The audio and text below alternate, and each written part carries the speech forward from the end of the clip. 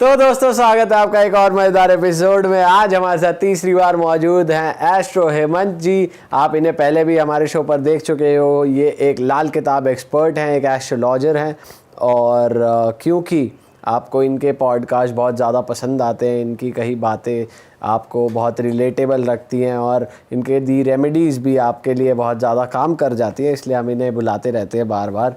तो सर स्वागत है आपका। धन्यवाद आपका अगेन बुलाने के लिए। सर बढ़िया लगता है आपसे मिलके, और आप जो जनता को हेल्प करके टिप्स जो देते हो आप, वो सबसे बढ़िया होती है। बिल्कुल। तो सर आज क्या लाए हो आप हमारे लिए? आज किन मुद्दों पे आप हमारी जनता की मदद करोगे? क्या टॉपिक्स पे आज हम बात करेंगे? मुद्दे तो बहुत सारे होते हैं, जितने मर्जी निकाल लिए जाए कम है, क्योंकि लाल किताब एक अथाह है और इतनी बड़ी अथाह है कि जितना निकालते जाएंगे उतना निकलता जाएगा। बाकी आप लोग ज़्यादा जानते हैं कि आपके कमेंट्स किस तरह के आते हैं, किस तरह के लोग आपसे क्वेश्चन पूछते हैं।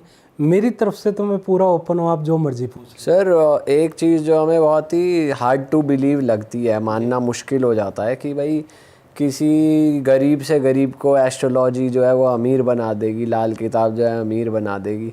मतलब ये थोड़ा समझ नहीं आता, क्योंकि ऐसा लगता है फिर इंसान के कर्म क्या हुए, है ना? कर्म तो करने ही पड़ेंगे। हाँ, नहीं मतलब मैंने यहाँ पर ये नहीं बोला कि कर्म नहीं करो और अमीर बन जाओगे, पर होता क्या है कि हमें कर्म करना कौन सा है। एग्जाम्पल, आप यूट्यूबर हैं, आप जो है माइक कैमरा के सामने हैं, तो आप माइक कैमरा के सामने इतने फेमस क्यों हैं? बहुत सारे लोग और भी हैं, वो फेमस क्यों नहीं है? रीज़न क्या है? रीज़न ये है कि आप लोगों का कहीं ना कहीं राहु किस्मत का ग्रह है और आप अपने किस्मत के ग्रह के साथ खेल रहे हैं। जब आप अपनी किस्मत के ग्रह को जान जाते हैं तो आप दिन पर दिन अमीर होते जाते हैं। पर सर डेस्टिनी भी तो कुछ होती है कि अगर इस इंसान का लिखा है गरीब ही रहेगा, तो फिर एस्ट्रोलॉजी से ऐसा नहीं है। लाल किताब में एक बड़ी अच्छी चीज़ है कि हर इंसान के लिए दरवाज़ा खुला है, छोटे से छोटे और बड़े से बड़े। डिपेंड ये है कि आपको आपका दरवाज़ा ढूंढना आना चाहिए। आप समझ रहे हैं कि आपको आपका दरवाज़ा ढूंढना आ गया तो आप, कोई माई का लाल आपको रोक के दिखा दे, आप अमीर ना हो जाए, मैं टांगों के नीचे से निकलने के तैयार हूँ। मैं आम जनता के सामने ये चैलेंज कर सकता हूँ। शर्त वही है कि वो दरवाज़ा ढूंढना है, यही एक सबसे बड़ी गुत्थी है। लेकिन गरीब लोग इन चीज़ों में ज़्यादा पढ़ते भी नहीं ना, कि भाई किसी के पास जाएं पैसे दें, वो ही नहीं होते उनके पास। गरीब लोग सबसे ज़्यादा ब्लैक मैजिक में घुस जाते हैं। गरीब लोग के ऊपर सबसे ज़्यादा जादू टोना हो जाता है। क्यों? आप BMW गाड़ी भी देखते हैं, आप एक ऑटो भी देखते हैं। ऑटो के पीछे तो लिखा है बुरी नज़र वाले तेरा मुंह काला, BMW के पीछे क्यों नहीं लिखा? नज़र किसको लग रही है, ऑटो वाले को या BMW वाले को? BMW वाले को ही लगेगी। पर उसके पीछे क्यों नहीं लिखा? ऑटो के पीछे ही क्यों लिखा है? सर ऑटो वाले के लिए उसका ऑटो BMW है, उसको वो बहुत प्यारा है, उसको वो बहुत तो वो प्यारा लिख रहा है कि चलो मेरी इस अमानत को नज़र ना लग जाए। सुनो, ऐसा नहीं है। अब यहाँ पर बात करते हैं, मैं अब टॉपिक से भटक रहे हैं हम बात कर रहे हैं किस्मत की ग्रह की। हमारी कुंडली का किस्मत का ग्रह हमें ढूंढना आना चाहिए। आज आपके इस पॉडकास्ट के माध्यम से अपनी पूरी जनता को मैं किस्मत का ग्रह ढूंढना सिखा दूंगा। ठीक है सर, कैसा आज रहेगा? ये सीखते हैं, बहुत अच्छा रहेगा अगर आपने आज सिखा तो दिया। मज़ा आ जाएगा। आज मज़ा आने वाला है, और इतना मज़ा आने वाला है कि हर कोई, जितने भी लोग आपकी जनता ये पॉडकास्ट देख रही है, उन सबको कहूँगा कि अपनी अपनी कुंडली खोल के बैठ जाए और कॉपी पेन लेकर बैठ जाए। कुंडली कैसे खोलते हैं सर? सिंपल, आज के टाइम से एस्ट्रोसेज करके एक ऐप है, प्ले स्टोर से आपको मिल जाएगी, उसको डाउनलोड करें, उसमें अपनी डेट ऑफ बर्थ डालें, बर्थ टाइम डालें और बर्थ प्लेस डाल दें। कुंडली बन के आपके सामने आ जाएगी। अब आपको ये नहीं समझ में आएगा हाउसेस कौन से हैं, तो सिंपल सा तरीका है, जो सेंटर ऑफ द वन, मतलब वो फर्स्ट हाउस है, उसको लेफ्ट साइड से, मतलब एंटी क्लॉकवाइज गिनते चलेंगे तो 12 हाउसेस आ जाते हैं। 1 2 3 4 5 6 7 8 9 10 11 और 12 हाउसेज आ गए। और 12 हाउसेस के अंदर सबको ये तो पता है ना कि मेरा, अब हाउसेस पता लग गए तो ये तो पता लग जाएगा नहीं कि मेरा पहला घर कौन सा है, दूसरा घर कौन सा है, बड़े आसानी से पता लगेगा। अब 12 के 12 घरों में कोई ना कोई ग्रह भी बैठे हैं। ग्रह वहाँ पर हिंदी में भी लिखे हैं और इंग्लिश में भी लिखे हैं। अब मैं एक एक करके बताता जाऊंगा कि ग्रह ढूंढा कैसे जाता है। जब आप कुंडली के अंदर 12 हाउस में 12 नंबर डाल लोगे, 12 नंबर में आपको पता है आपका कौन सा ग्रह कहाँ बैठा है। तो सबसे पहले देखो, आपकी कुंडली में फर्स्ट हाउस में सूर्य हो, फोर्थ हाउस में जुपिटर हो, सेवंथ हाउस में शनि हो या 10th हाउस में मंगल हो। ये पहला स्टेप है। 4 स्टेप में हम कुंडली का किस्मत का ग्रह निकालते हैं। इन चारों में से अगर आपको पहले कोई ग्रह मिल गया, नज़र आ रहा है कि पहले घर में सूर्य बैठा है, होना पहले घर में ही होना चाहिए, या 4th हाउस में जुपिटर बैठा है, वो 4th हाउस में ही होना चाहिए, या 7th हाउस में शनि बैठा है तो 7th हाउस में ही होना चाहिए, या 10th हाउस में मंगल बैठा है तो वो 10th हाउस में ही होना चाहिए। इन चारों में से कोई एक भी ग्रह मिल जाए, सभी देख ले, समझ लो कि वो आपका किस्मत का ग्रह है। अच्छा, और अगर चारों के चारों हो गए? चारों के चारों होंगे तो उसका एक और चीज़ साथ में बताऊंगा। चारों के चारों पहली बात तो किसी के आएंगे नहीं, 1 या 2 आ सकते हैं, उसमें से भी किस्मत का ग्रह निकालना। अच्छा, और अगर चारों ही नहीं है, कोई और चारों ही ही है नहीं है उसमें, तो वहाँ पर आपका पहला स्टेप आउट, उसमें आपका किस्मत का ग्रह नहीं है। ठीक है, फिर हम स्टेप नंबर 2 में चलेंगे। ओके, ठीक है, 2 में दूसरे घर में चंद्रमा हो, तीसरे घर में राहु हो, छठे घर में बुध या राहु हो, ठीक है जी, और 9वें घर में केतु हो, 12वें घर में गुरु हो। ये भी आपकी किस्मत का ग्रह हो सकता है। ये भी कोई भी एक कॉम्बिनेशन हो, इसमें से कोई भी ग्रह हो, ये आपकी किस्मत का ग्रह हो सकता है। ठीक है, राइट सर, लेकिन अगर जैसे मान लो किसी का 4th हाउस में, फर्स्ट वाले कंडीशन में 4th हाउस में गुरु है जी, और सेकंड वाले में भी 12th वाले में भी गुरु आ रहा है, कैसे आ 12th सकता हाउस में नहीं आ सकता? मैं पूछ रहा हूँ, मुझे डाउट है। 9 ग्रह हैं। अच्छा, 9 की प्लेसमेंट है, मतलब कि आपका एक ग्रह एक ही जगह पे आया। ठीक है ठीक है ठीक है ठीक है, और तीसरी इसमें भी किसी को नहीं मिला। हम ये लेके चलते हैं कि इसमें भी किसी को अपना किस्मत का ग्रह नहीं मिला, तो भी घबराने की जरूरत नहीं है। तो जिस तरह से हम अपनी कुंडली में राशियां देखते हैं, राशि के स्वामी देखते हैं, जैसे मेष राशि का स्वामी मंगल है, वृषभ राशि का स्वामी शुक्र है, मिथुन राशि का स्वामी मंगल है, ठीक है, और कर्क राशि का स्वामी चंद्रमा है, सिंह राशि का स्वामी सूर्य है, और कन्या राशि का स्वामी बुध है, तुला राशि का शुक्र है, और वृश्चिक राशि का मंगल है, धनु राशि का फिर से जो गुरु है, मकर राशि का शनि है, कुंभ राशि का भी शनि है, और मीन राशि का जुपिटर है। पर हम यहाँ पर काल पुरुष की कुंडली लेते हैं, हम इसी सीक्वेंस में लेंगे। पहले हाउस में मंगल, दूसरे में शुक्र, तीसरे में बुध, चौथे में चंद्र, 5वें में सूर्य, छठे में बुध, 7वें में शुक्र, 8वें में मंगल, 9वें में गुरु, 10वें और 11वें में शनि, और 12वें में गुरु। इनमें से कोई किसी को मिल जाए उस हाउस में तीसरे स्टेप में, तो वो उसकी किस्मत का ग्रह है। ओके, तो सबकी किस्मत का ग्रह है। अब बंदा कहता है यार ये भी सब उल्टे सीधे बैठे हैं, अब क्या देखो? तो चौथा स्टेप, सबसे पहले हम देखेंगे हम अपनी कुंडली का 9वां घर। 9वां घर हमारी किस्मत का ग्रह है। अब बहुत सारे लोग कहेंगे यार 9वां भी खाली है। फिर देखेंगे हम अपना तीसरा घर। तीसरा घर भी कहते हैं कि यार खाली है, वहाँ भी नहीं मिल रहा। फिर देखेंगे 5वां घर, फिर देखेंगे 11वां घर, यहाँ भी नहीं मिल रहा। तो लास्ट में जो 8वें घर में ग्रह होगा वो हमारी कुंडली में किस्मत का ग्रह होगा।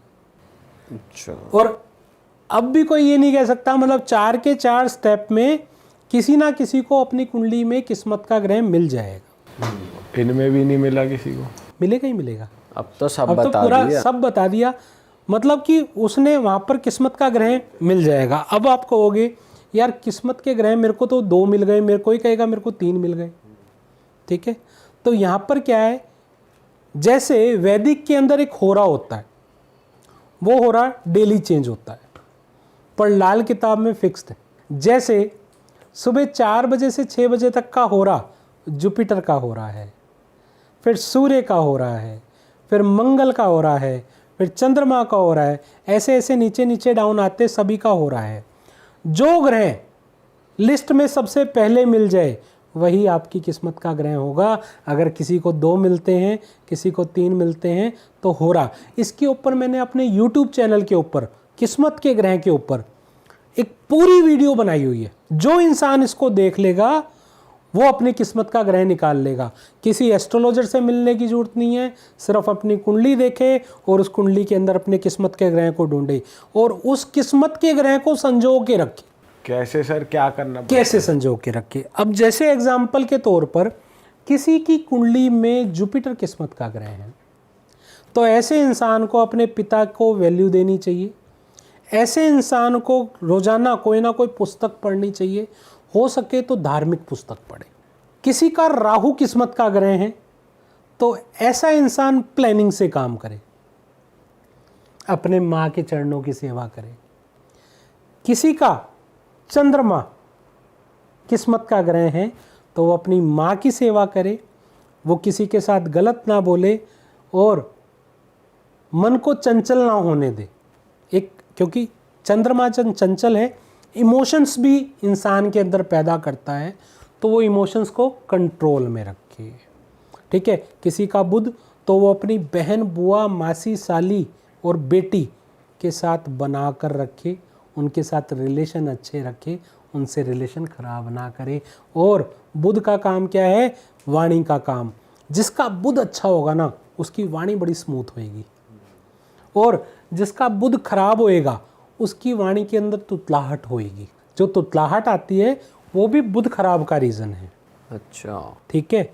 इसी तरह से सारे ग्रहों के, किस्मत के ग्रह के जब हम संजो के रखने लग जाते हैं तो वो इंसान, गरीब से गरीब इंसान भी अमीर होने लग जाता है। इसलिए यहाँ पर लाल किताब में इस टॉपिक का बहुत ज़्यादा महत्व है। तो इसमें कोई बड़ी साइंस नहीं है, बड़ी सिंपल सी भाषा में समझा दिया कि ये चीज़ ऐसे करके देख लो, ना मिले फिर बताना। तो बाकी जितनी और भी ग्रह हैं सबका लिखा हुआ है उसमें कि अगर किसी सबका कि किसको क्या करना चाहिए, किसको क्या नहीं करना चाहिए, कैसे करे, क्या ना करे, क्या करे। क्योंकि मैं बार बार एक लाइन बोलता हूँ कि लाल किताब में परहेज ही परहेज है, कर लेगा तो तेरे काम आएंगे, नहीं तो ये ज्योतिष तुझसे उपाय के नाम पे बहुत मोटी रकम कमाएंगे। सही बात। तो आप बार बार मेरे से एक बात करते हैं कि भाई आप जब भी आते हैं ऐसा बोलते हैं, पर वो प्रैक्टिकल करके दिखाएं, है ना। तो वो प्रैक्टिकल भी किया जा सकता है। तो ये मैंने आपको आज पहला प्रैक्टिकल करके दिखाया कि ऐसे हम देख करके किस्मत का ग्रह हम ढूंढते हैं और उसकी किस्मत का उसको हल देते हैं, तो इंसान को पॉजिटिव रिजल्ट आने शुरू होते हैं, तो उसके रास्ते खुलने शुरू होते हैं। सर चलो ये तो वो हो गया कि डेट ऑफ बर्थ से अपना चार्ट देख के आप किस्मत का ग्रह ढूंढ सकते हो जी। अब हमारी ऑडियंस में मेजर लोग कहेंगे कि भाई हमारे तो जब पैदा हुए तो बर्थडे ही नहीं पता होते थे, ना कुछ याद नहीं, कुछ रिकॉर्ड नहीं, तो लाल किताब में उसके लिए भी कुछ है? जी बिल्कुल है। तो वो कैसे पहचाने? हाँ, वो भी मैं आपको बता देता हूँ। बड़ा अच्छा आपने टॉपिक किया कि जिनके पास डेट ऑफ बर्थ नहीं होती, ठीक है, तो हाथ तो सबके पास होते हैं, तो आप कहेंगे फिर तो हस्तरेखा वाले के पास जाना चाहिए, बट ऐसा नहीं है। लाल किताब जो है एक सामुद्रिक विद्या भी है। कैसे कि आपका ये जो हाथ है इसके अंदर चिन्ह होते हैं। ठीक है, ठीक है, चिन्ह होते हैं। वो कैसे हैं मैं थोड़े से दिखाना चाहूँगा। अगर आपके पास से मेरे को पेन मिल जाए तो मैं कुछ चिन्ह आपको दिखाऊं। सभी लोग अपने हाथ में देख सकते हैं, है ना। राइट में देखना, राइट में, लेफ्ट में, किसी में भी, दोनों में देख सकते हैं। ये मैंने निशान बनाया, नज़र आ रहा आपको? हाँ, लाइन छोटा सा इस एरिया में देखना, एरिया पे मैं मार्क कर रहा हूँ। ये जो मैंने एरिया मार्क किया है, इस एरिया में इस तरह का निशान मिलेगा आपको।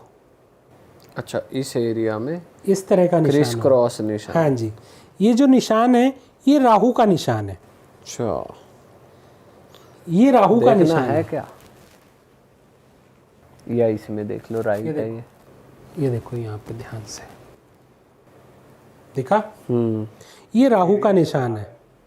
दिखाना एरिया कौन सा था। यही एरिया है। जो ट्रायंगल बनाया हुआ है आपने, ट्रायंगल। हाँ, ये ट्रायंगल बनाया है, मैंने एरिया दिखाया। बहुत सारे लोगों के यही होता है, बहुत सारे लोगों के बदल भी सकता है। इसका मतलब ये है कि राहु ये अपने खुद के घर में बैठा है, कहीं पर तीसरे हाउस में, छठे हाउस में, या ये 12वें हाउस में बैठा है। इनकी कुंडली चेक कर लेना, इनका राहु तीसरे, छठे या 12वें हाउस में होगा।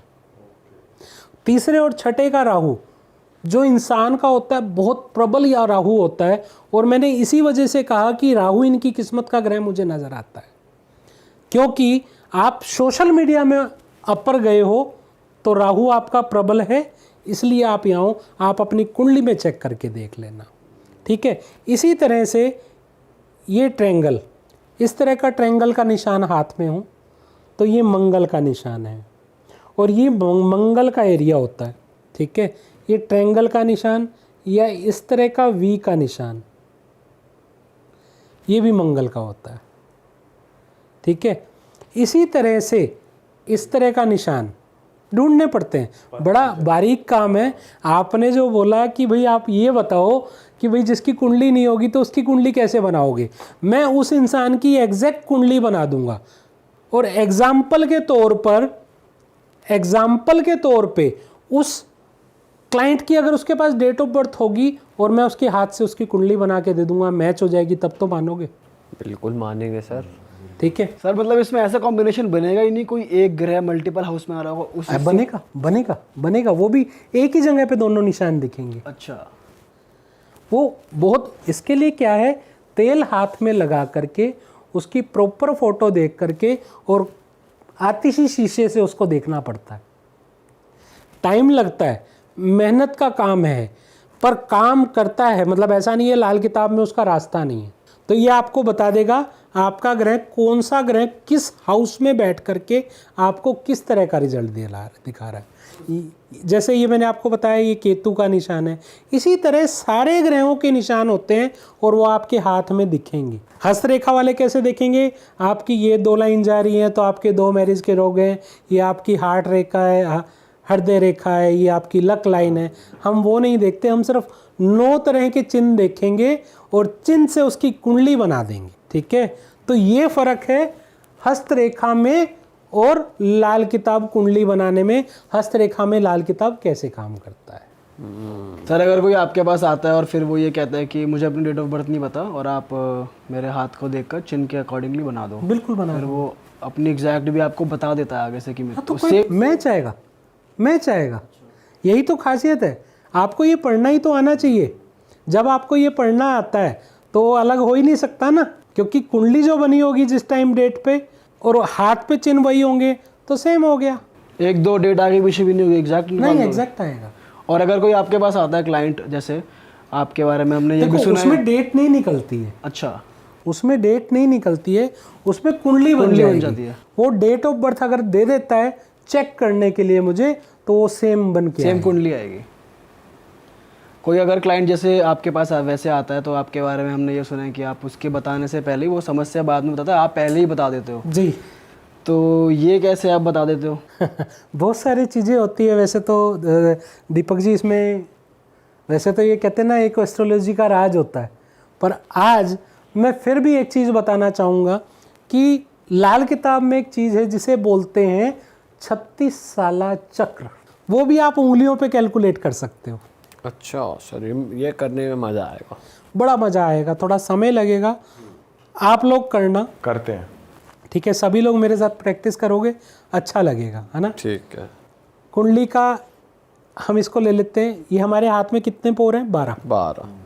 ठीक है, इस पोर को मैंने नंबर दिया 1, इस पोर को दिया 2, इस पोर को दिया 3, 4, 5, 6, 7, 8, 9, 10, 11 और ये 12 आपको दिख रहे हैं। मैंने किस तरह से नंबर दिए? 1, 2, 3, 4, 5, 6 7 8 9 10 11 12। इस वाली पे नहीं होना चाहिए था सर 3 4 ऐसा? हाँ, ऐसे नहीं होना चाहिए था, पर ये कैलकुलेशन का तरीका दिखा रहा हूँ। हर इंसान अपनी कुंडली में ये चीज़ देख सकता है। मतलब उसके पास कुंडली भी नहीं है, कुछ भी नहीं है, वो आया किस लिए, मैं यहाँ से बताता हूँ। अच्छा, आज वो राज आपको दे रहा हूँ कि किस तरह से मैं उसको बता पाता हूँ कि वो मेरे पास क्यों आया, किस लिए आया और उसका रीज़न क्या है। ठीक है, अब मैंने यहाँ पे नंबर दिए। ये नंबर क्या दिए, जिस तरह से अभी हम थोड़ी देर पहले पढ़ रहे थे मालिक ग्रह।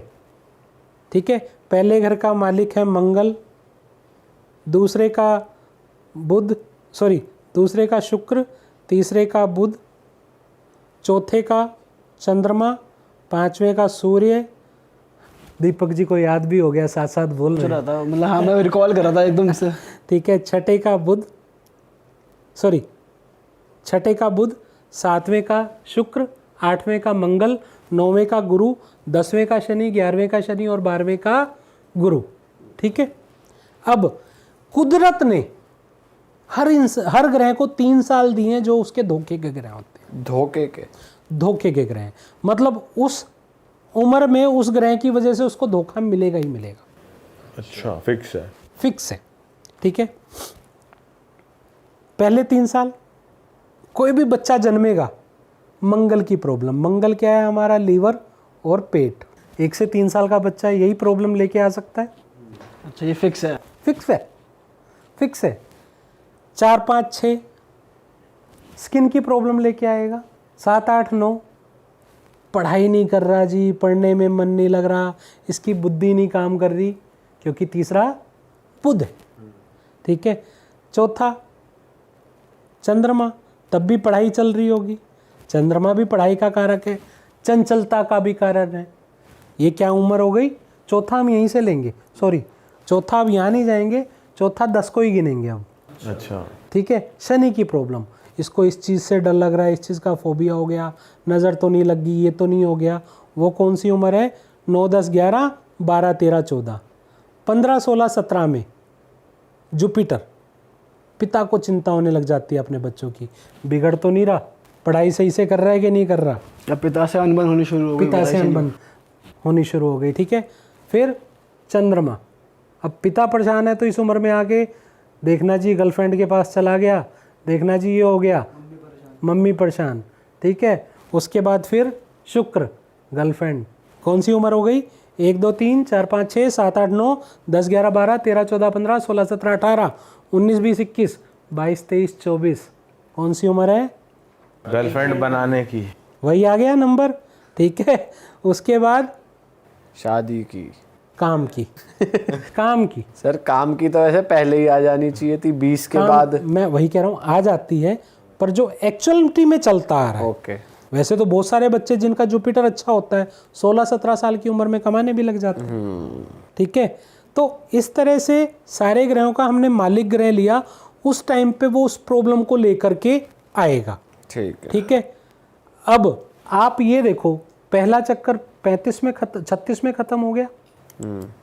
सर वैसे हम यहाँ तक पहुंचे थे काम से, फिर आगे बढ़ते हैं सारे यहाँ पे शादी आ गई ना। अच्छा, 7 नंबर पे शादी, 8 नंबर पे काम, फिर वही राहु, नज़र लगना, काम नहीं चल रहा, अचानक बंद हो गया, लड़ाई झगड़े हो गए, ज़मीनी विवाद हो गए।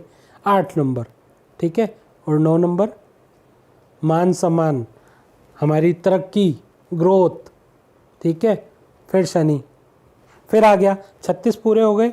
36 के बाद 37 38 39 पेट की दिक्कत, फिर वही मंगल की प्रॉब्लम, मंगल जमीन भी है, जमीन की प्रॉब्लम पे आ गए।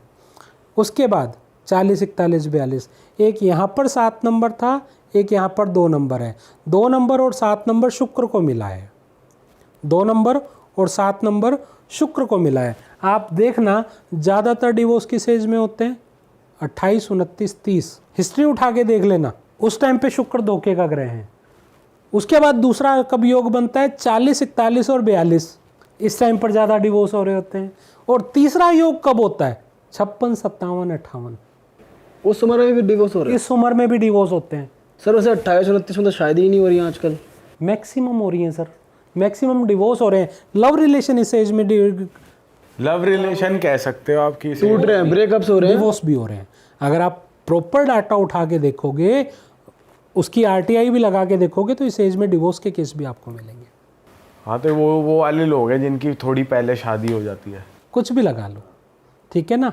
तो इस तरह से पता लगता है कि इस टाइम पर ये इंसान इस ग्रह की प्रॉब्लम से आया, और जब वो इस ग्रह की प्रॉब्लम से आया तो उसका जब हम हल देते हैं, उसको कहते हैं भैया तेरी ये प्रॉब्लम चल रही है, उसकी कुंडली भी देख ली और उसका ग्रह भी देख लिया, क्योंकि ग्रह किस तरह से, कौन सा ग्रह किस टाइम किसको जाके मार रहा है। एक ग्रह एक टाइम में 1500 से ज़्यादा वर्ड बोलता है। 1500 से ज़्यादा वर्ड? जी, मतलब कि ये प्रॉब्लम हो सकती है, ये मतलब प्रॉब्लम उसका सिग्निफिकेंस, और उसमें से एग्जैक्ट बताना, ये आपका एक्सपीरियंस मैटर करता है। तो आप एग्जैक्ट बता देते हो कि यही है 1500 में। तभी तो एक्यूरेसी आती है 95% टू 98%। उसी वजह से एक्यूरेसी आती है। जब हम किसी चीज़ की प्रॉब्लम को अपने आप पकड़ सकते हैं तो उसका हल भी प्रॉपर तरीके से दे सकते हैं। तो आज मैंने आपको 2 एक ऐसे राज बताए हैं कि जो बिल्कुल हटके थे। एक मैंने आपको बताया किस्मत का ग्रह कैसे निकालेंगे, दूसरा हम अपनी प्रॉब्लम, इस एज में कौन सा ग्रह खराब है।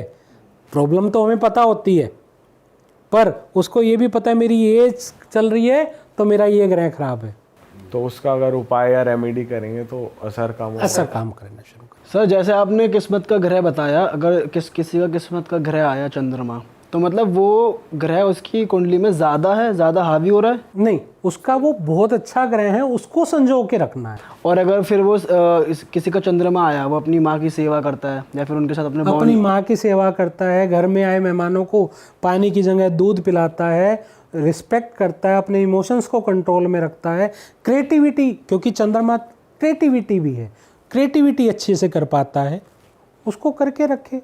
अच्छा, तो ऐसा नहीं होता कि जो हमारे पास नहीं है उसको ज़्यादा एक्टिव करो? नहीं, जो ग्रह अच्छा है उसी को बल दे दो। अब कई एस्ट्रोलॉजर क्या करते हैं कि मेरा एग्जाम्पल के तौर पर शुक्र खराब है, लो जी डायमंड डाल लो, ओपल डाल लो, वो अच्छा नहीं होगा, उसको बल दे दिया खराब को, वो और ज़्यादा खराब होगा। जो आपकी कुंडली में अच्छा है, अब जिसका मान लो एग्जाम्पल के तौर पे मंगल अच्छा है, वो काम ही खाने पीने का करे ना, समझ रहे हो। किसी का शनि अच्छा है तो वो जज अच्छा बन सकता है, वकील अच्छा बन सकता है, बहस अच्छी कर सकता है, वो आप समझ रहे हो। किसी का बुध अच्छा है तो वो कमीशन के काम बहुत बढ़िया कर सकता है, दिमाग बहुत अच्छा लगा सकता है। किसी का बुध राहु किस्मत का ग्रह निकल के आता है तो माइंड का चतुर होगा, हाजिर जवाब होगा, मतलब आप बात बाद में बोलोगे, आंसर वो पहले कर देगा। मल्टीपल टास्किंग भी, उसको मल्टीपल टैलेंटेड भी कह सकते हैं। जुपिटर भी इस तरह से कई बार मल्टीपल टास्किंग बनाता है। जुपिटर लगन में हो तो ऐसा इंसान जो होता है कई कलाओं का मालिक होता है। उसको जुपिटर लगन वाले को कहा गया है, कहते तू इस जहां का भी मालिक और उस जहां का भी मालिक। ऐसा इंसान कम पढ़ा लिखा होगा तो पढ़े लिखों का बाप होगा, कम पढ़ा लिखा भी होगा ना तो पढ़े लिखों का बाप होगा। उसके पास पैसा हो या ना हो, फकीर बाकमाल होगा। अच्छा, जुपिटर वाला, जुपिटर फर्स्ट हाउस वाला जुपिटर जिसका अच्छा हो। और ऐसे जुपिटर वाले को हमेशा धार्मिक पुस्तकें पढ़ते रहना चाहिए। तो ये हमारा इस तरह से, आपने जो पूछा कि भैया कैसे बताते हो, तो वो मैं इस तरह से बताता हूँ। सर अच्छा, एक चीज़ बताओ कि रेमेडीज़ को लेके भी ना बहुत कंट्रोवर्सी चलती रहती है कि कुछ लोग कहते हैं रेमेडी नाम की कोई चीज़ नहीं होती, कोई चीज़ होनी है वो होनी है, जो नहीं होनी वो नहीं होनी, यस और नो होता है, मे भी नहीं होता बीच में, और एस्ट्रोलॉजर्स को पता होता है। मैं आपसे एक चीज़ पूछूं, आप भगवान को मानते हो? हाँ ठीक है, मैं कहूँगा मैं भी मानता हूँ। आप कहोगे मैं नहीं मानता, हाँ, तो मैं कहूँगा मैं नहीं मानता। आप कहोगे मैं मानता भी हूँ, मैं नहीं भी मानता, तो मैं भी कहूँगा कि हाँ ऐसा है। बट इसका जो सत्य है, रेमेडीज़ क्या हैं? अब जब एक डॉक्टर के पास जाया जाता है तो डॉक्टर आपको दवाइयाँ देता है, वो ट्रस्ट है, वो एक ट्रस्ट है। अगर आप बिना ट्रस्ट के डॉक्टर के पास जाते हो, वो जितनी मर्जी दवाई दे दे, क्या आप ठीक हो जाओगे? नहीं होगे। अब यहाँ पर क्या है, रेमेडीज़ क्या है? हम ग्रहों की चीज़ें ग्रहों को देकर उनको शांत कर रहे हैं। और डेफिनेटली रेमेडीज़ नाम की चीज़ें वर्क करती हैं। मैं ये नहीं कहता कि आपका योग कट जाता है, मैं इस चीज़ पर, क्योंकि जो कुदरत ने लिखा वो तो होके रहना है। बट जिस तरह से बारिश में छाता काम करता है, आपको भीगने से बचाता है, उसी तरह से रेमेडी आपके लिए लाइफ में काम करती हैं।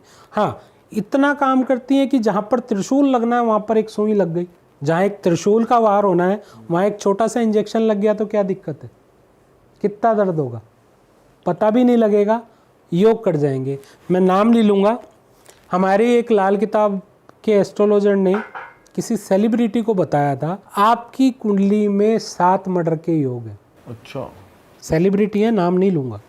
और उसको बोला था कि आप जो है फिल्मों में जाना और आप जो है ना हीरो मत बनना, आप विलन बनना। कोई उसको गैस कर सके तो कर भी सकता है। उनकी पहली मूवी में उन्होंने 7 मर्डर किए थे। बहुत पुराने विलन है, अच्छा, बहुत पुराने विलन है। और ये लाल किताब की रेमेडी उनके काम कर गई और वो आज भी बहुत फेमस है। और सर आप इस चीज़ को कैसे लेते हो, जैसे काफ़ी लोग ये भी कहते हैं कि रेमेडीज़ तब करनी चाहिए जब तुम्हारे सारे ग्रह सही चल रहे हैं, तुम्हें कोई दिक्कत नहीं है, कोई समस्या नहीं है, तो तुम इसकी रेमेडी कर लो किसी भी ग्रह की या किसी की, तो रेमेडीज़ और तुम्हें तरक्की दे देंगी। और जबकि तुम डाउन जा रहे हो तो तब मत रेमेडीज़ करो, तब शायद काम करें या ना करें। ऐसा नहीं, ऐसा नहीं है। रेमेडीज़ काम करती हैं। मैंने क्या बोला, आप बारिश में चल रहे हो, आपने छाता उठा लिया, वो कितना भी बचाए, भीगने से बचाएगा कि नहीं बचाएगा? भीगने से तो बचाएगा सर वो भी तो बारिश पे डिपेंड करता ना कितनी तेज है।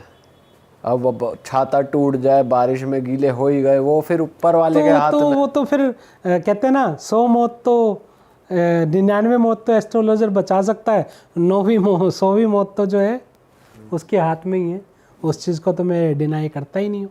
तो सर फिर वही उसके इस पे ही इंसान सोचने में मजबूर हो जाता है कि फिर रेमेडी ने काम करा या मेरी किस्मत ने काम करा, काम हुआ तो हुआ कैसे। इसका कोई इसका ना कोई यहाँ पर भी एक चीज़ है, यहाँ पर भी अगर आप समझो, मैं लास्ट टाइम भी आपके वे भी पॉडकास्ट पे बोल के गया था, आज भी आप ही के पॉडकास्ट पे वो लाइन बोल रहा हूँ, इंसान बंधा खुद लेख से अपने, लेख विधाता कलम से हो, कलम चले खुद कर्म पे अपने, झगड़ा अकल ना किस्मत का हो। समझे? लास्ट टाइम भी इसी लाइन का मतलब मैंने बताया था, इंसान खुद अपने लेख से बंधा है, लेख विधाता कलम से हो। मतलब जैसे आप कर्म करते चलते हो वैसे आपके लेख लिखे जा रहे हैं, इसमें अकल और किस्मत का कोई भी झगड़ा नहीं है। तो लाल किताब यहाँ पे मैं फिर वही लाइन बोल रहा हूँ, अभी थोड़ी देर पहले भी बोली थी कि लाल किताब जो है ना परहेज ज़्यादा बताती है बजाय रेमेडीज़ की, कि आप ऐसे मत करो, ये चीज़ मत करो, दिन में ये मत खाओ या शाम को वो मत खाओ। ठीक है, सिंपल सा उपाय है। किसी का बुध खराब है, लाल किताब कहती है यार तुम बेल्ट पहन के चलो, मुश्किल है, नॉर्मल इंसान पहन के चलता है। बहुत सारे लोगों की आदत होती है वो बेल्ट नहीं डालते, और उन्हीं की आदत होगी जिनका बुध खराब होगा। या फिर किसी ने देखा भी नहीं है और उसका बुध खराब चल रहा है, वो बेल्ट पहन के चल रहा था, ऑटोमेटिक ठीक हो गया। ऐसा भी होता है? बिल्कुल होता है। बुध अस्तम में बेल्ट बोला गया है, पेटी बांध के चला, पेटी बांध के इंसान चले तो ओके। सर और क्या क्या लाल किताब की, जैसे हम लास्ट 2 पॉडकास्ट में आपने कुछ चीज़ें बताई थी कि अगर ये किसी के साथ हो रहा है तो लाल किताब से ये पक्का हो गई होगा, और ऑडियंस ने बहुत कमेंट करके आपको वेरीफाई भी करी चीज़ें। बिल्कुल वेरीफाई। तो मैं चाहता हूँ कुछ इस बार भी कुछ हमें बताओ जिससे ऑडियंस वो चेक करे और आपको दोबारा बताए। लास्ट टाइम मैंने बताया था आपको कि सूर्य 11 में घर में हो तो इंसान नॉनवेज खाता हो तो औलाद नहीं होती। अब सूर्य 5th हाउस में हो और मंगल 10th हाउस में हो, सूर्य 5th हाउस में हो, मंगल 10th हाउस में हो, तो ऐसे इंसान के घर में औलाद हो के मरती है। अच्छा, मिसकैरेज होते हैं? मिसकैरेज भी होते हैं या होकर भी मर जाती है, मतलब बेटे पर बेटा मरे। अच्छा, अगर बेटी हो तो भी, बेटी हो अगर? बेटी बुध आती है, बेटा केतु है। अच्छा, बेटे की बात हो रही है यहाँ पे। तो यहाँ पे कोई रेमेडी काम करेगी उनके यहाँ लिए? पर हम मंगल 10वें घर की रेमेडी कराएंगे। अच्छा, ठीक है। अब जैसे इसी तरह से लगा लें कि सूर्य 10वें घर में है, सूर्य 6th हाउस में है और मंगल 10वें घर में है, पत्नी पर पत्नी मरे, जितनी मर्जी शादी कर ले, गारंटीड है। गारंटीड है। और उसकी देखना मल्टीपल मैरिज भी हुई होंगी। भाई लोग जरा अपनी कुंडली जो स्टार्टिंग में खोली थी चेक करो, इसे करें वेरीफाई, और जिसके लग रहा हो, जिसके साथ ऐसा हो रहा हो, वो अपना उपाय जरूर ले। कमेंट करो भाई। क्या उपाय है सर उनके लिए?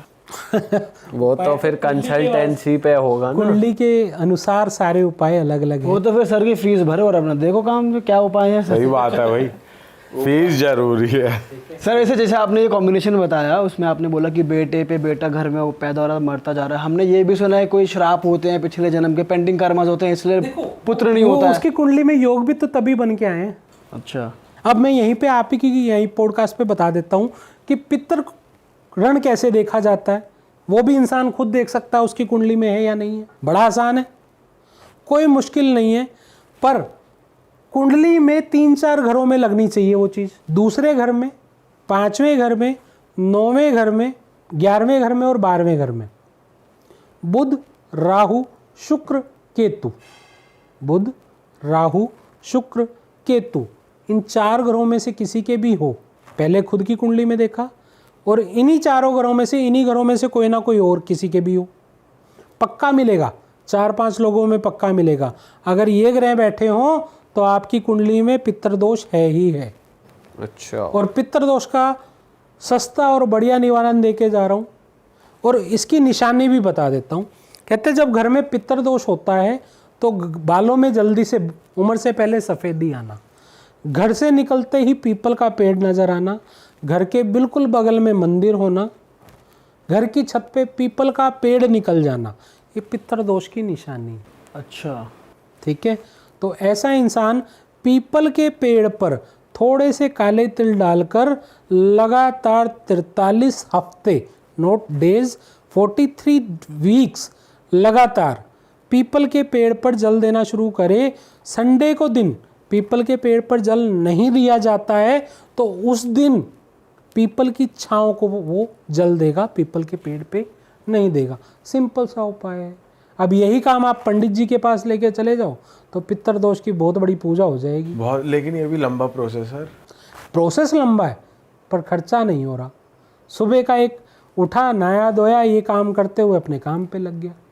कौन सा बड़ा काम है? किसी दिन मिस हो गए, मिस नहीं करना है। अगर मिस हो गया तो फिर 0 से स्टार्ट है फिर 0 से स्टार्ट हो जाएगा। अच्छा, यहाँ पर ये कंडीशन है। हाँ, किसी वजह से मजबूरी में कोई उपाय मिस करना पड़ता है, पता है कि भैया मिस हो सकता है, तो क्या करे, थोड़े से चावल लेवे, उस पे दूध का छींटा लगाए, एक सफ़ेद कपड़े में बांध के रख दे, और जिस दिन फ्री हो जाए अपने काम से वो चावल पक्षियों को खिला करके उपाय दोबारा कर दे, शुरू कर दे। वो दिन तो आपके काउंट नहीं होंगे बट आपका उपाय ब्रेक नहीं होगा। हल सब चीज़ का है, इंसान करने वाला बने। और मैं वही बताता हूँ, डॉक्टर के पास भी जाते हो, दवाई लेते हो तो साथ में बताता है खांसी हुई है भैया खट्टा मत खाना, दही मत खाना। तो इसलिए लाल किताब में आपको साथ में बताया जाता है जब उपाय कर रहे हो तो नॉनवेज और ड्रिंक का थोड़ा परहेज कर लें। कोई भी उपाय करें सूर्य उदय के बाद करें, सूर्यास्त से पहले कर लें। जिस दिन बारिश आ रही हो उस दिन नया उपाय ना करें, शुरुआत ना करें। शुरुआत ना करें। जो चल रहा है वो चलता रहेगा, शुरुआत ना करें। और एक दिन में एक ही उपाय करें। कुछ नियम है, अगर आप नियम के अनुसार उपाय करते हो और उपाय रिजल्ट नहीं देते हैं, ऐसा हो नहीं सकता है। और साथ में अपने कर्म करो, किसी चीज़ की दिक्कत नहीं आती। सर आप उपाय करते हो कोई? बिल्कुल करता हूँ जी, और मैंने सारे उपाय किए भी हुए हैं। आप किस चीज़ के उपाय करते हो? देखो, ग्रह सबके खराब होते हैं, ग्रह परमात्मा ने सबके लिए बराबर ही ग्रह बनाए हैं। अगर मेरी किसी चीज़ का कमी चल रही है तो उस चीज़ का उपाय मैं भी करूँगा। पर सर ऐसा कहते हैं कि एस्ट्रोलॉजर्स अगर खुद पे ही अपने उपाय करें तो वर्क नहीं करते। यहाँ पर भी तथ्य है, यहाँ पर भी एक कंट्रोवर्सी का एक चीज़ बन जाएगी। क्यों नहीं करता? डॉक्टर क्या अपनी दवाइयाँ खुद नहीं लेता? लेता होगा, लेते ही हैं सर, वो तो सभी लेते हैं। तो ये भी कहते हैं ना कि कोई ये कहता आपको कि भाई हम अपना उपाय खुद नहीं कर सकते। ऐसा कुछ नहीं है, आप अपने उपाय कर सकते हो। ऑपरेशन अपना खुद नहीं कर सकते, वो मैं मान सकता हूँ, बट उपाय ज़रूर कर सकते हो। वाह सर, मज़ा आ गया, इस बार तो आपने पूरा पढ़ा ही दिया। सर कुछ और कॉम्बिनेशन बहुत सारे कुछ कॉम्बिनेशन बताओ ना सर, ऑडियंस को मज़ा आता है, एक दो बता दो कुछ। जी बिल्कुल बता देते हैं। जैसे कि एग्जाम्पल के रूप में किसी का चंद्र थर्ड हाउस में हो, ठीक है। ठीक है, तो उसकी जो माँ है मर्दों जैसी होगी। पक्की बात है। पक्की बात, मतलब मर्दों जैसी ये जैसे नहीं ना कि body मर्दों जैसी type। आवाज होगी, ऐसा नहीं। मर्दों जैसी मतलब कि घर में मर्दों की तरह काम को संभालने वाली, ओ, लीडरशिप क्वालिटी। लीडरशिप क्वालिटी, ठीक है। अगर किसी का शुक्र थर्ड हाउस में है तो उसकी बीवी मर्दों जैसी होगी। और शुक्र थर्ड हाउस वाले की खासियत होती है, कहता है वैसे तो ऐसे इंसान का मन मचलता नहीं है, पर मचलता है तो ऐसे इंसान का चक्कर काम वाली से जरूर चलता है। अरे जी शुक्र थर्ड हाउस में। जी, और वो अपनी बीवी के हाथों पिटता ही पिटता है। अच्छा, मतलब अगर ये तो फिर वो होगा कि बीवी किसी की डोमिनेटिंग नेचर की है, अगर उसका शुक्र थर्ड हाउस में। मतलब शुक्र थर्ड हाउस में जो भी ग्रह होता है उसका जो नेचर है ना, मतलब नारी ग्रह का, नारी ग्रह होते हैं वो जो है मर्दों जैसे नेचर का हो जाता है। सर ये तो एक निराली बात बताइए आप। निराली बात है, उसको आप चेक कर वैसी लो। बीवी मिलेगी बाय चांस। बाई चांस मिलेगी। और दूसरी चीज कमाल की बात ये, पिटता जरूर है अगर चक्कर बाहर चला ले तो। सर वो तो कोई भी चला ले, पीटेगा ही पीटेगा, पता लग गया तो। कई लोग पिटते नहीं ना। पता लग गया क्या, मतलब वो 2000 किलोमीटर जाके चक्कर चला ले अच्छा, तब भी पकड़ा जाएगा। और पिटेगा जरूर। जी ठीक है। सूर्य कोई भी ग्रह 10वें घर में हो, कोई भी ग्रह 10वें घर में हो, उस ग्रह का कोई ना कोई रिश्तेदार सरकारी नौकरी जरूर करता होगा। एग्जाम्पल, सूर्य 10वें घर में हो तो पिता या खुद सरकारी जॉब में हो सकता है। सूर्य 9वें घर में हो, अमूमन मतलब 98% कुंडलीज पे रिसर्च है कि ऐसे इंसान के जो पिता होते हैं सरकारी नौकरी करने वाले होते हैं। लगा के देख ले जनता, और जितने भी आपके पास कमेंट आएंगे वो कहेंगे कि ये चीज़ें लग रही हैं। वाह यार सर, मज़ा आ गया आज के तो एपिसोड में। ऐसे बहुत सारे, मैं कह रहा हूँ लगभग 43,000 प्लस कॉम्बिनेशन है मेरे पास, अरे भाई साहब। अच्छे भी और बुरे भी। जैसे शुक्र या बुध किसी का सेकंड हाउस में हो, ऐसे घर में से उसकी बहन ने या कज़न बहन भाग कर शादी करती है। क्या बात करते हो लगा के देख ले, कमेंट आएंगे भाई, चेक करना यार अपनी अपनी अपनी कुंडली कमेंट check आएंगे। कर और ये लो। कमेंट आएंगे, यस बुध राहु इकट्ठा होना चाहिए सेकंड हाउस में। गुरु और केतु किसी का 4th हाउस में हो, ऐसे इंसान को कड़ी चावल खाना बहुत पसंद होता है। कौन सा सर, कौन सा हाउस? 4th हाउस में गुरु और केतु, मेरे को लगता है मेरा ही होगा, हाँ? कड़ी चावल बहुत। ठीक है, कड़ी चावल खाना बहुत पसंद। सर राहु केतु मिल जाए तो ऐसा। राहु केतु कभी मिल नहीं सकते, वैसे आमने सामने होते हैं। कहते हैं राहु और केतु अगर किसी तरह से मिल जाए तो शुक्र उच्च का फल देते हैं। ठीक है जी। जैसे मैं बार बार बताता हूँ कि गाल जो है हमारे ये शुक्र है और इस पे दाढ़ी शनि है। कहते हैं शुक्र और शनि लैला मजनू, केतु उच्च का रूप भी लेते हैं। तो जैसे आपने दाढ़ी रखी है या आपने दाढ़ी रखी है, इसको हमेशा सजा के रखो, बेटा बहुत बढ़िया होगा, कर्जा कभी नहीं होगा। और कोई दाढ़ी ना रखे और जैसे आप गुरु और लगन मैं। वाला, गुरु लगन वाला दाढ़ी रख ले, कहते मान सम्मान तो बहुत बढ़ेगा, ज्ञान तो बहुत बढ़ेगा, पर बीवी साथ ना करे। अच्छा जी। और अगर आप और मेरे जैसे जो दाढ़ी नहीं रखते उनका तो क्या है? कहीं मेरा गुरु लगन में है, मैं इसलिए नहीं रखता। अच्छा, ठीक है, मेरा गुरु लगन में, मैंने अभी बोला कॉम्बिनेशन। ठीक है, जैसे गुरु लगन वाला, उसके पास डिग्री कोई ना कोई ज़रूर होती है, पर ऐसे इंसान की डिग्रियां गुम बहुत होती है, वो संभाल के ही नहीं रखता। आपकी गुम हुई है? बड़े ऑफिस है। तो मैं बता रहा हूँ, ये मेरे अकेले पे नहीं हुई, मैं हज़ारों पे रिसर्च करता हूँ। कोई भी बात मैंने बोली है ना, वो लगभग 1000, 2000, 5000 कुंडली पे रिसर्च करने के बाद, सेम ग्रहों को देखने के बाद, अगर वो 90-95% से ऊपर वो चीज़ लग रही है तो उसको हम मार्केट में एक सूत्र के रूप में देते हैं। तो ये एक रिसर्च है। सर ऐसा भी कोई कॉम्बिनेशन है कि ऐसे चाचा के या बुआ के या मामा की साइड के जो रिश्तेदार होते हैं ये ज़मीन ज़रूर खाएंगे? बिल्कुल है। वो कौन सा कॉम्बिनेशन? देखो, मंगल 8वें घर में अगर किसी तरह से खराब हो रहा है तो ताऊ जमीन खाता है। अच्छा। ठीक है, शनि 11वें घर में खराब हो रहा है, चाचा से रिलेशन बिगड़ते हैं और चाचा आपका हिस्सा जरूर खाता है, ठीक है। तो जहाँ पर शनि है वहाँ पर वो चीज़ खराब हो रही है। तो और कहते हैं ना, शनि 11 वाले जितना तू कुक्कड़ खाएगा तेरा कुकड़ू को बोल जाएगा। अच्छा, लाइनें लिखी हुई हैं और जिस टोन में मैं बोलता हूँ, क्योंकि एकदम इतनी लाइनें याद नहीं रहती और कैमरे के सामने तो आपको पता है आधी चीज़ें वैसे इंसान भूल जाता है, पर जब मैं ये लाइनों को बोलने लगता हूँ, आप मेरे YouTube चैनल पे जाते हैं तो मेरी वहाँ पे बहुत सारी क्लासेस पढ़ाते हुए, तो मैं बिना देखे बिना सोचे समझे बहुत सारी लाइनें बोल रहा होता हूँ। क्यों? वहाँ कैमरे का डर नहीं है, वहाँ पे बच्चे पढ़ रहे हैं, ठीक है। पर यहाँ पर बहुत सारी पब्लिक देख रही है तो और आधी चीज़ें वैसे भूल जाते हैं। पर मैं आपको बता रहा हूँ 43,000 प्लस लाइनें लिखना शायराना अंदाज में हर ग्रह के ऊपर। पर सर ऐसा नहीं, आपने बड़ा सही पढ़ाया जनता को, जो आपने स्टार्टिंग में चीज़ें बताई। मैं पढ़ाता भी हूँ। क्या है सर क्लासेस के बारे में थोड़ा बताओ आपकी। देखो, मैं जो मेरे साथ पढ़ना चाहते हैं, लाल किताब को एक विद्या बनाना चाहते हैं, पहली बात तो मैं आपको ये बता दूं, जितने लोग भी पॉडकास्ट भी देख रहे हैं तो वो ऐसे नहीं देख रहे। लाल किताब उनको चाहती है कि वो लाल किताब का पॉडकास्ट देखें। अच्छा, ठीक है।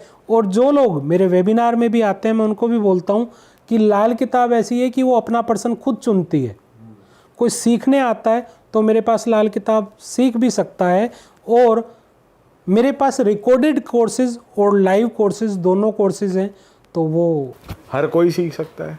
हर कोई सीख सकता है। सीखने में कोई, देखो पढ़ाई करने में कोई बुराई तो नहीं है। सही बात। कोई अपने लिए सीखना चाहेगा, कोई प्रोफेशनल होके सीखना चाहेगा, सीखना ज़रूरी है। और आज के टाइम मुझे ऐसा लगता है इंसान को इतना समझदार होना चाहिए कि वो किसी एस्ट्रोलॉजर के पास जा रहा है तो उसके पास नॉलेज हो कि वो लुट के ना आए, ठग के ना आए। और बिल्कुल सर, तो हम जनता के लिए थोड़ा इजी कर देंगे, डिस्क्रिप्शन में कोर्स का लिंक ही डाल देंगे ताकि वो डायरेक्टली वो जाकर चेकआउट कर पाएँ जितने भी अपने कोर्सेज़ हैं। अगर उनका इंटरेस्ट बनता है तो वो ले भी पाएँ वो कोर्सेज़। और मज़ा आ गया सर, इस पॉडकास्ट को यहीं पर ख़त्म करते हैं। अगर आपको लगता है कि हेमंत जी आपकी प्रॉब्लम्स का सल्यूशन दे सकते हैं तो इनसे कांटेक्ट करने की, इनसे जुड़ने की सभी डिटेल्स डिस्क्रिप्शन में है, कोर्स का लिंक डिस्क्रिप्शन में है, आप जाकर डिस्क्रिप्शन को चेक करिए। सर को इंस्टाग्राम पे फॉलो कर लीजिए और हम मिलते हैं आपसे नए पॉडकास्ट के साथ। Till then bye bye, take care, अपना ध्यान रखना। जय श्री राम। जय श्री श्याम।